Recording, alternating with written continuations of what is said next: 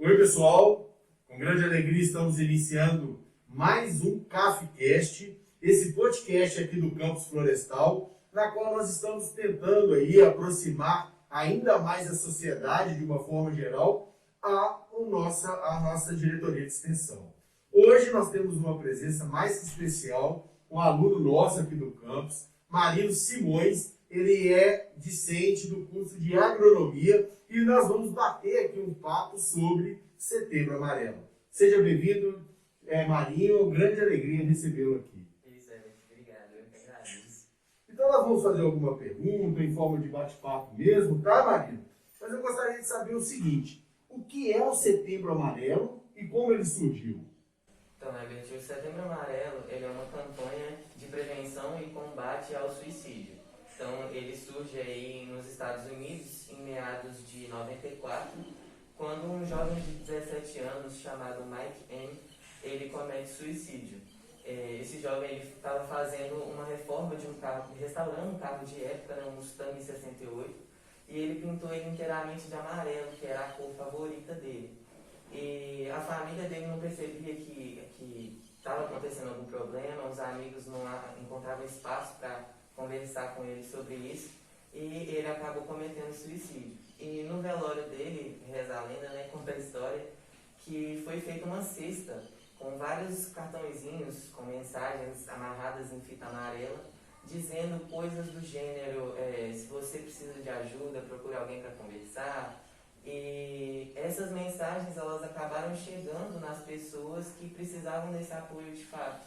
Então, a partir daí começa essa campanha, e aqui no Brasil ela começa oficialmente em 2015, com uma parceria feita pelo Centro de Valorização à Vida, Associação Brasileira de Psiquiatria e, se não me engano, o Conselho Federal de Medicina também. Aí começa aqui no Brasil em 2015. Bacana, Maria. E você acha que ainda inicia-se um pouco tímido, ou você acha que já está tendo aquela repercussão necessária para um mês tão importante que é o Setembro Amarelo? Ela começa um pouco tímida, mas acredito que com a pandemia, pelo fato da gente ver o quanto a saúde mental importa, a gente ficar isolado, sem ter como conviver e tal, ela tenha ganhado uma força maior. Marina, eu vejo sobre isso o tão quanto está difícil para nós, e aí falando como profissional também, como professor aqui do campus, com o contato com os alunos, a gente sabe que é um momento muito difícil, né? Seja ele na família ou mesmo como aluno. E essa pandemia veio e aí, além dos problemas iniciais que nós estamos tendo, que é infelizmente a perda de morte, de pessoas, essas mortes que vem ocorrendo, mas também eu vejo que a longo prazo não vai deixar muita sequela ainda, né? Deixa, acho que no nosso contexto uma sequela educacional também, porque acaba que na prática você perde o calor do momento, você não acaba caindo o sinal, essas coisas, você perde muito em conteúdo, e acho que como sociedade também, falando por mim, eu acho que quando as coisas voltarem eu vou ter dificuldade de conseguir estar num ambiente com muitas pessoas, aquela fobia social mesmo, porque são aí quase 2 anos que a gente está preso, né? Então, não dá para mensurar isso ainda, mas eu acredito que essas consequências vão ser graves. Assim. Mariano, e na sua opinião, qual que é a gravidade dele? Nós já dissemos que não é só o hoje, como vai ser o amanhã também, né? Mas na sua opinião, qual a gravidade da sociedade que nós podemos ter, já contando nos dias atuais? Beth, trazendo aqui dados da OMS e do CFM mesmo, anualmente cerca de 800 mil pessoas se suicidam e o número de tentativas são ainda maior. Então, se a gente for colocar isso um pouquinho mais acessível, seria como se fosse uma morte a cada 40 segundos e a cada 3 alguém atenta contra a própria vida, né? O suicídio hoje é a segunda maior causa de morte entre jovens de 15 a 29 anos. E esses números, se a gente for comparar de ano após ano, são maiores que fatalidades, né, por homicídio e guerra juntos, somados, né? É mais letal também que as mortes por câncer e HIV.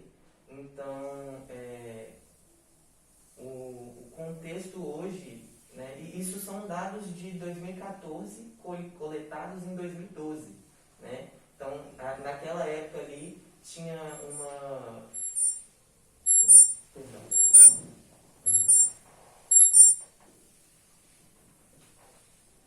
Eu tinha que trabalhar. Naquela época ali tinha uma estimativa de que até 2020 esse número aumentasse em 50%, sem considerar o contexto que a gente está vivendo agora, né? O Brasil era o 8º país num ranking de mortes absolutas, assim, apesar de que a gente tem que analisar esses dados com uma certa cautela, porque no Brasil também há subnotificação de casos e cada região isso varia, né? Mas eu acho que esse é o contexto, a gravidade do problema hoje. Mortes, assim, são maiores do que o resultado de guerras, né? Números bem preocupantes, né? Muito preocupantes. Dados alarmantes. E quais são as principais barreiras para a detecção e também na prevenção de suicídio? Olha, acho que quando a gente fala em barreiras, eu penso que o tabu e o estigma acerca do tema sejam importantes. Porque, né, ao longo da nossa história e durante séculos, motivado por questões morais, culturais, principalmente religiosas, o suicídio ele foi considerado um pecado, se não o maior. Então, acho que em decorrência disso, hoje a gente tem muito medo, vergonha e culpa de falar abertamente acerca desse assunto, né? Então, né, tal tabu somado aí ao fato da dificuldade em buscar ajuda, e quando se busca, da dificuldade em obter ajuda também, a falta de conhecimento e de atenção sobre o tema, acho que não só da população no geral, mas de profissionais de saúde também. E o fato de a gente ter essa ideia errônea de que comportamentos suicidas não são tão frequentes, acho que tudo isso vai levantando barreiras para a gente prevenir o suicídio. Ótimo. E quais são os fatores de risco? Dentre os fatores de risco, o principal são as tentativas prévias na população geral, mas também são fatores antecedentes. E quais são os fatores de risco? Dentre os fatores de risco, a tentativa prévia é a mais importante, assim, na população geral. Mas a gente também tem antecedentes familiares, depressão, ansiedade, né, doenças mentais crônicas. Acho que o uso e abuso de substâncias psicoativas também é fator de risco. E há alguma, na sua opinião, Marino, há alguma relação entre suicídio e questões estruturais como racismo, machismo, pobreza? A gente tem sim. A OMS ela traz um dado para a gente de que 79% de todos esses homicídios, de todos esses suicídios, eles acontecem em países de baixa e média renda. É lógico que os países, né, com uma IDH não estão isentos dessa fatalidade, mas são quase 4/5 do valor total acontecendo nesses países. Então, a gente precisa entender que há um lastro social aí. Não sei se como causa ou como agravante desse problema, né? Grupos minorizados e populações vulneráveis, social ou economicamente, elas estão sujeitas a opressões cotidianas, e isso está ligado à saúde psíquica do indivíduo, né? Tanto que as taxas, né, de suicídio para pessoas negras, para LGBT+, dentro desse grupo em especial pessoas trans, elas são maiores. Então, a gente consegue perceber que eles estão intimamente ligados, e não tem como a gente fazer políticas adequadas para a prevenção se a gente não levar esses fatores em consideração. E aí eu queria te fazer uma pergunta o seguinte: aquelas pessoas que têm as ideias suicidas, elas apresentam alguns sinais antes? Elas apresentam, assim, o retraimento social é uma delas, é um desses sinais, irritabilidade, perda de sono, que mais? Frases como, por exemplo, eu não aguento mais, como eu estou cansado disso tudo, eu quero acabar com o meu sofrimento, não tenho mais esperança. Isso são sinais que a pessoa possa estar tendo pensamentos suicidas. Ótimo. E aí é o seguinte, Marina, o que fazer quando alguém fala em tirar a própria ajuda? Como ajudar? Eu sei que é uma pergunta difícil, né, complexa, mas o que você acha que quando uma pessoa pergunta isso, de que forma a gente pode ajudá-la? Eu acho que quando a pessoa pensa em atentar contra a própria vida e expressa isso para você e não tentou fazer ainda, é um sinal que ainda há esperança, que ela ainda tem esperança. Então, além de orientar que essa pessoa procure um profissional da saúde, não, um psicólogo, um terapeuta, acho que o mais importante é a gente acolher essa pessoa, sentar e ouvir os problemas dela, ouvir os motivos que ela tem para fazer aquilo, e demonstrar que ela não está sozinha para resolver eles, né? A escuta e o acolhimento, eles são muito importantes, mais que qualquer conselho de ai, não faça isso, ai, que a vida é dela, ai, que Deus, que não sei lá mais o que. Acho que aquela pessoa ali, ela só quer e precisa ser ouvida. Porque depois que ela fala, acaba durante a conversa ali, você possa estar solucionando algum problema dela, ajudando ela de alguma maneira. E isso é assim, a gente como, sem ser profissional da saúde, como pessoa, é o máximo que a gente consegue fazer, e o melhor que a gente pode fazer por alguém, assim. Ô Marina, eu sempre digo o seguinte, que o bom dia, o boa tarde, o boa noite, ele tem seu valor, né? E as pessoas não atentam a isso. Como é gostoso a gente receber um sorriso de uma pessoa amiga, um terceiro que você não conhece, a pessoa chega e procura saber, né, te dá como você vai, te dá um bom dia. E isso muda a vida, o cotidiano das pessoas, né? E são pequenos sinais que a gente pode também ajudar através dessa forma, através de um sorriso, né? Justo, tem uma música do Charlie Brown Jr. que fala, né? Alguém te perguntou como é que foi seu dia, uma palavra amiga, uma notícia boa, isso faz falta no dia a dia. E é muito real isso, porque você vê um sorriso de alguém, alguém te cumprimenta, te deseja um bom dia, como que isso muda, né? O resto do seu dia, você se sente importante, se sente visto e bem quisto. E é isso que falta, né? Ser empático, tentar se colocar no lugar do outro e ver que ele pode estar passando por uma situação ruim ou alguma coisa. Ou então, se a gente está passando por uma situação ruim, tentar não despejar isso em outra pessoa, porque a gente não sabe, né, quem está do outro lado. Justo. E como você analisa a abordagem do tema nos dias atuais? Olha, apesar da campanha ter surgido, dela ter uma boa mobilização, assim, eu acho que o debate ainda é raso. Porque, igual eu respondi na pergunta anteriormente, o problema ele é muito mais estrutural do que individual. E a gente acaba colocando a responsabilidade no indivíduo, né? Por exemplo, se você pesquisa alguma coisa na internet hoje sobre saúde mental, a resposta genérica que a gente tem é pense, pare, respire, sabe? Tenha uma rotina saudável, alimente-se bem, faça exercícios, durma bem, procure um médico, um especialista. Mas isso é completamente fora de uma realidade que a gente tem hoje. Porque, por exemplo, você vai procurar um auxílio médico, uma consulta num psiquiatra é cerca de R$300. Os remédios que você pode ser receitado também não são baratos. É lógico que o SUS seja louvado, que ele existe e ajuda, não consegue suprir toda a demanda que a gente tem, porque principalmente acho que a pandemia agora o nosso povo está muito adoecido mentalmente.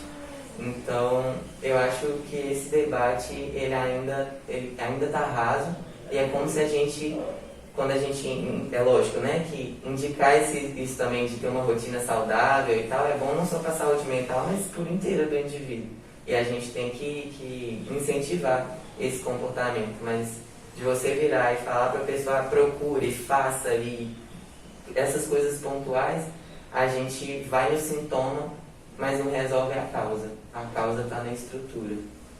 Marina, é muito interessante você colocar sobre isso, porque hoje a gente pode observar que em várias famílias brasileiras há uma doença que há em pouco tempo atrás não se falava muito, que é a depressão. E a gente sabe dessa dificuldade, né? É muito fácil a gente analisar do lado de fora e julgar uma pessoa que está com esses inícios de depressão, que pode vir acarretar no suicídio. E aí é muito fácil a gente julgar, olha, vai lá, levanta, faça isso ou aquilo.